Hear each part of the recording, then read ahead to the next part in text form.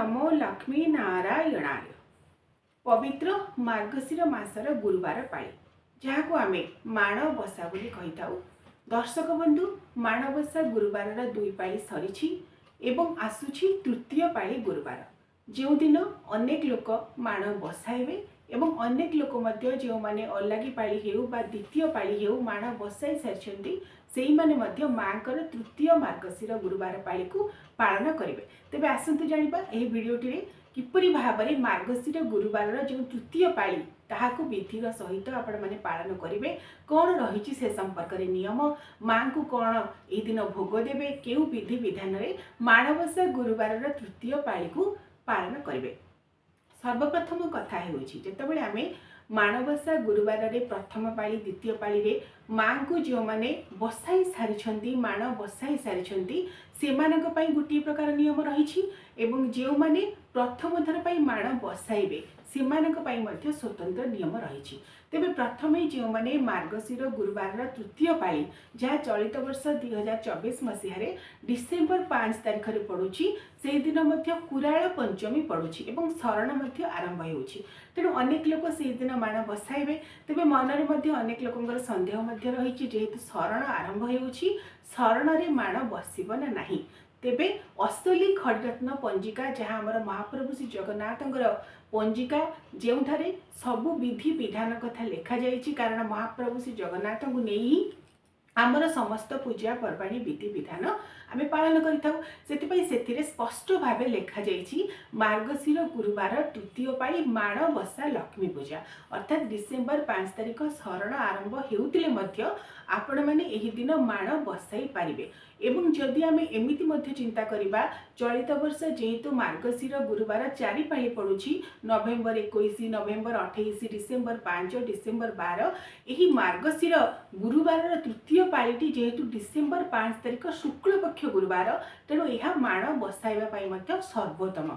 जो मैंने सर्वप्रथम करी नुआ माण बसौछंती अर्थात जहाँ घरे माणबसा आरंभ होई नाही नुआ माण बसौछंती सेमानक पई यह सर्वोत्कृष्ट दिन। तेणु डिसेम्बर 5 तारिख में से नुआ भाव में घरे माण बसाई पारे। जो मैंने पुराणा भाव में वर्ष वर्ष धरी माण बसाई आसुछंती से माने पढ़ुआष्टमी पर पाळी जहाँ नवेम्बर 28 तारिख में गला से दिन माण बसाई थिबे एवं जदि कोनोसी असुविधा वशत मध्य माण बसाई पारि नथिबे सेमाने मध्य डिसेम्बर 5 तारिख गुरुवार पाळी माण बसाई पारे। तेणु शरण आरंभ हेले मध्य मनरे कोनोसी शंका न रखी आपण माने डिसेम्बर 5 तारिख में माण बसाई पारे। एवं माण किपरि बसाइबे तार सज कौन माणबसा लक्ष्मी पूजा पाई कौन कौन सामग्री आवश्यक से संपर्क में संपूर्ण भाव में विधिर सहित गोटे वीडियो मु अपलोड करी आपण माने ताको देखिथिबे। जो माने देखि नथिबे मो डिस्क्रिप्शन बॉक्स रे मु ताको लिंक दे देबी आपण माने जानि परिबे कौन कौन सज माँ आवश्यक माणबसा गुरुवार पाळी आपण माने कौन कौन किनी रखिबे एवं किपरि विधि विधान सहित पूजा करेंगे से वीडियो माध्यम आपण माने जानि परिबे। जो माने नुआ भाव में माण बसाइबे से माने से वीडियोटी देखिले जानि परिबे जे प्रकृत में कौन कौन आवश्यकता रही गुरुवार पाळी पाई माण बसाइबा पाई। एवं जो मैंने माण बसाई सारी अल्लागी पाळी हो बा प्रथम पाळी जहाँ आम अल्लागी पाळी बोली कही था बा द्वितीय पाळी पढ़ुआष्टमी पर पाळी हो जो मैंने माण बसाई सारी से माने केउ विधि विधान रे तृतीय पाळी पूजा करेंगे से संपर्क में आसतु जानिबा। जेपरि भाव में प्रथम दुई पाळी रे आपण माने माण बसाई माँकर पूजा करिसेंती तृतीय पाळी मध्य माँकर सेहीपरि भाव में पूजा करेंगे। माँकर मान तो बसी सारी कलश बसई माँ को मध्य बसई तृतीय पाळी रे स्वतंत्र भाव में माँ को भोग दि जाए दधी अन्न अर्थात दही भात बा कड़ी अन्न बोली मध्य अनेक लोक ताकू कही थांती। जेपरि भाव में आमर प्रथम पाळी रे माँ को आमे तरण दे था तरण दे शरण पसंती बोली कह जाए तरण अर्थात अटकाली भोग स्वतंत्र भाव में दि जाए बा खीरी भोग देथिबे।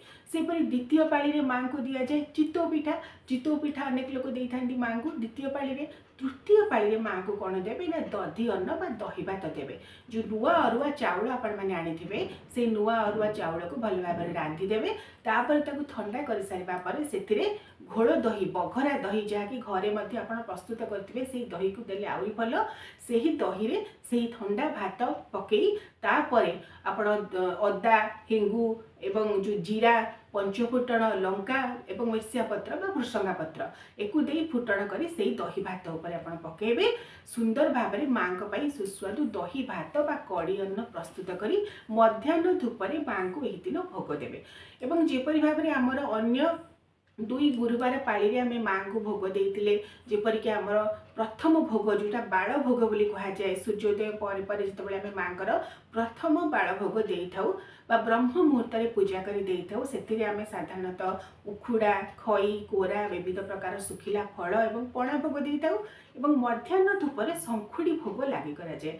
अनेक दर्शक प्रश्न करते मोर पूर्व वीडियो मानक जे माँ को आम शंखुड़ी भोग देवाना नहीं माँ हेउछंती स्वयं अन्नपूर्णा एवं तांकू कहुए अन्नर देवी एवं माँ लक्ष्मी आम जानी पुरी श्रीक्षेत्र हेउछि अन्न क्षेत्र से कलिजुगे जेहेतु अन्नमय पिंड माँ हेउछंती अन्नदात्री स्वयं अन्नपूर्णा तेणु माँ लक्ष्मी पूजार निहाती भाव में शंखुड़ी पूजा कराए अर्थात अन्न कानिका खेचुड़ी डालमा डाली बेसर साग यहपरी शंखुड़ी भोग माँ को मध्याह्न धूप समय दि जाए जदिओ विधि रही स्वतंत्र भोग किसी जेपरिक प्रथम पाली अटकाई द्वितीय पाली चितौ भोग तृतीय पाली दधी अन्न चतुर्थ पाली मंडा पिठा खीरी ये सब जेहेतु रही मात्र ता सहित शंखुड़ी भोग आपण मध्याह्न समय माँ को देवे एवं तृतीय धूप जोटा संध्या समय आम धूप देउछे माँ को भोग दौचे से पिठा मिठा एवं जहाँ सुखिला फलमूल उखुड़ा कोरा ये सब को मध्य आपण माने देई पारिबे। तेबे चारोटी स्वतंत्र भोग व्यतीत जहाँ आपण माने निजर सामर्थ्य मते सुविधा मते प्रस्तुत करें जेपरिक आमर विविध प्रकार पिठा प्रस्तुत हुए आरिसा काकरा मंडा चितौ विभिन्न प्रकार छणा पिठा मध्य लक्ष्मी पूजा समय प्रस्तुत करा जाए शुद्ध गुआ घी अनेक लोक प्रस्तुत करती एवं रिफाइन तेल से प्रस्तुत करती एवं जहाँ भी आपण माँ को ये समय पूजा करिवे देवे सही भोग को आपण माने ग्रहण करें। अनेक लोक प्रश्न पचारि जे आमे यही समय माँ को जो भोग अन्न दौचे कानिका खेचुड़ी दौचे ताको ग्रहण करिबार नाही गोटे विधि रही जहाँ आम देवी देवता को समर्पण करिथाउ सही भोग को आम ग्रहण करने निहाती भाव में उचित यह भोग प्रति सम्मान एवं देवदेवी प्रति मध्य सम्मान से माँ लक्ष्मी को आपड़ जितेबाला भोग देउछंती सकाळे हेउ दीपरे हेउ बा संध्या समय हेउ सही भोग को आपण माने ग्रहण करें जो नुआ अरुआ चाउल माँ को आपण मध्याह्न धूपर शंखुड़ी भोग देथिबे ताकु मध्य आपण माने ग्रहण करें गोटे ओली ग्रहण करेंगे दीपर समय तेणु तृतीय पाली माँ को दधी अन्न देवे ता सहित काकरा आरिसा मंडा एवं विविध प्रकार छणा पिठा ये सब को दे पारे कानिका खेचुड़ी देवे बेसर देवे मूला साग एवं कोशला साग माँ अतीव प्रिय साग करें साग मुग करें विविध प्रकार व्यंजन करी माँ जेहेतु स्वयं अन्नपूर्णा माँ को उद्देश्य चारि गुरुवार पाली एवं केबे केबे 5 पाली पड़ी थाए चलित वर्ष 4 पाली पड़ुछि विविध प्रकार व्यंजन रे माँ को पूजा करा जाए तेणु मन में कौन सन्देह न रखी आपण मैंने निज सामर्थ्य मते माँ को पूजा करी श्रद्धा आंतरिकतार भाव सहित माँ को भोग परसी पारिबे एवं जितेबाला आपण मैंने तृतीय पाली गुरुवार करेंगे मन में प्रश्न उठे जो कलश आम बसई प्रथम पाली हो द्वितीय पाली हो से कलश सेमिति थिबे ना उठिबे प्रकृत में कलश जो पाली आप बसाई थे उठा पाली उठेबाटा ही होउछि प्रकृत विधि मात्र अनेक लोक असुविधा वशत जेहेतु घरे आइंस खाती और घर समस्ते बारण में रही पारती ना से कलश उठे देते मात्र प्रकृत विधि होउछि जो कलश आपण मैंने प्रथम दिन बसई थे प्रथम पाली बसई थे द्वितीय पाली बसई थे उजुआ पाली ही से कलश को उठाइबे उजुआ पाली ही धान माण उठाइबे एवं माँ लक्ष्मी को एवं धान माण को जदि गोटे बड़ खटुली आपण मैंने बसई थे माँ लक्ष्मी को मध्य उठा पाली पर्यंत सेठू उठेबे नाही जदि अलग खटुली गोटे बसाई थे ताहले माँ को उठे जेपरी भाव में आपण मैंने वर्ष सारा नित्य पूजा करुछंती नित्य मार्जना स्नान करुछंती से समय उठेकी पूजा करें स्नान करें मात्र जदि गोटे खटुली माँ को बसई धान माण सहित ताहले धान माण उजुआ नहला पर्यंत माँ को खटुली उठाइबे नहीं ଯେତେବେଳେ ପୂଜା କରିବେ ପୂଜା କରିବା ପୂର୍ବରୁ ମାଙ୍କୁ ଗଙ୍ଗାଜଳ ଛିଞ୍ଚି ସ୍ନାନ କରିବେ। ଧାନ ମାଣରେ ମଧ୍ୟ କିଛି ଗଙ୍ଗାଜଳ ଛିଞ୍ଚିବେ। ସେ କଳସରେ କିଛି ଗଙ୍ଗାଜଳ ଛିଞ୍ଚି ପୂଜା ତୃତୀୟ ପାଳି ଗୁରୁବାର ପୂଜା ଆରମ୍ଭ କରିବେ ଏବଂ ଚତୁର୍ଥ ପାଳି ପୂଜା ମଧ୍ୟ ସେହିପରି ଭାବରେ ହିଁ ହେବ। କେବଳ ଚତୁର୍ଥ ପାଳିରେ ଯେଉଁମାନେ ଉଜୁଆ କରିବାକୁ ଚାହୁଁଛନ୍ତି ସେମାନେ ସନ୍ଧ୍ୟା ପୂଜା ପରେ ଉଜୁଆ କରିପାରିବେ। ତେଣୁ ମାର୍ଗଶିର ମାସର ତୃତୀୟ ପାଳି ଗୁରୁବାରରେ ଯେଉଁମାନେ ଧାନ ମାଣ ବସାଇବାକୁ ଚାହୁଁଛନ୍ତି ନୂଆ ଭାବରେ ସେମାନେ ବସାଇ ପାରିବେ। ତୃତୀୟ ପାଳି ପଡ଼ୁଛି ଡିସେମ୍ବର 5 ଏବଂ ଚତୁର୍ଥ ପାଳି ପଡ଼ୁଛି ଡିସେମ୍ବର 12, ଯେଉଁଦିନ ବ୍ୟଞ୍ଜନ ଦ୍ୱାଦଶୀ ପଡ଼ୁଛି। ଅନେକ ଲୋକଙ୍କ ମନରେ ମଧ୍ୟ ସନ୍ଦେହ ରହୁଛି ଦ୍ୱାଦଶୀରେ ମାଣ ବସାଇବେ ନା ନାହିଁ। ତେବେ ବିବିଧ ପ୍ରକାର ସଂଶୟ ସନ୍ଦେହ ମଧ୍ୟରେ ଗୋଟିଏ ସବୁଠାରୁ ବଡ଼ କଥା ହେଉଛି ମନେ ରଖିବେ, ମାର୍ଗଶିର ମାସର ଏଇ ଯେଉଁ ଶୁକ୍ଳ ପକ୍ଷ ଗୁରୁବାର ଦୁଇଟି ଏହା ଅତ୍ୟନ୍ତ ଶୁଭପ୍ରଦ। ଯେଉଁମାନେ ନୂଆ ଭାବରେ ମାଣ ବସାଉଛନ୍ତି ସେମାନେ ଡିସେମ୍ବର 5 ଡିସେମ୍ବର 12ରେ ବସାଇ ପାରିବେ।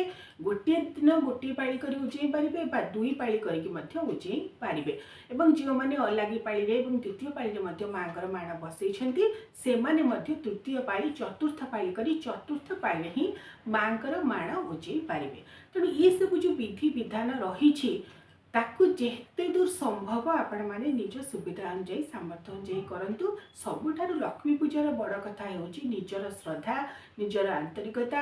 ମା ଲକ୍ଷ୍ମୀଙ୍କୁ ଆମେ ଆବାହନ କରି କଳସ ମାଧ୍ୟମରେ ସର୍ବଦେବତାଙ୍କୁ ଆବାହନ କରି ଧାନ ମାଣିକା ଓଷା ଯେତେବେଳେ ପାଳନ କରିଥାଉ ଶ୍ରଦ୍ଧା ଭାବରେ ସମର୍ପିତ ଭାବରେ ମାଙ୍କୁ ପୂଜା କରିବା ହିଁ ଲକ୍ଷ୍ମୀ ପୂଜାର ସବୁଠାରୁ ଗୁରୁତ୍ୱପୂର୍ଣ୍ଣ କଥା।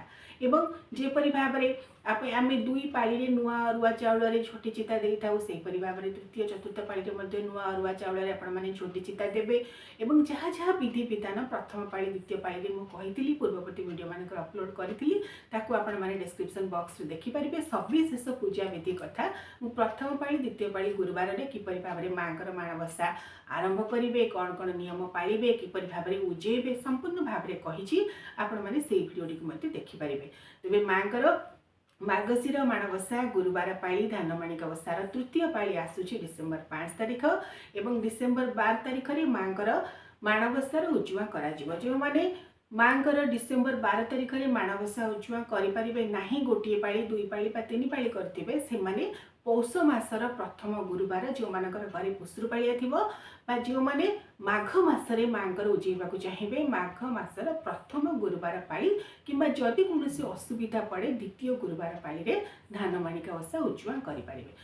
କିଛି ଦର୍ଶକ ପ୍ରଶ୍ନ କରିଥିଲେ ଆମେ ମାଘ ମାସରେ ମାଙ୍କର ମାଣ ବସାଇ ପାରିବା ନାହିଁ, ଯଦି କୌଣସି ଅସୁବିଧା ବଶତଃ ମାର୍ଗଶିର ମାସରେ ଆମେ ବସାଇ ପାରୁନାହୁଁ ମାଘ ମାସରେ ଆମେ ବସାଇ ପାରିବା ନା ନାହିଁ। ଇଏ ଗୋଟିଏ ସୁନ୍ଦର ପ୍ରଶ୍ନ ଏବଂ ଏହାର ଉତ୍ତର ହେଉଛି ଏହା ଯେ ମାର୍ଗଶିର ମାସ ପରି ମାଘ ମାସ ମଧ୍ୟ ହେଉଛି ଶ୍ରେଷ୍ଠ ମାସ।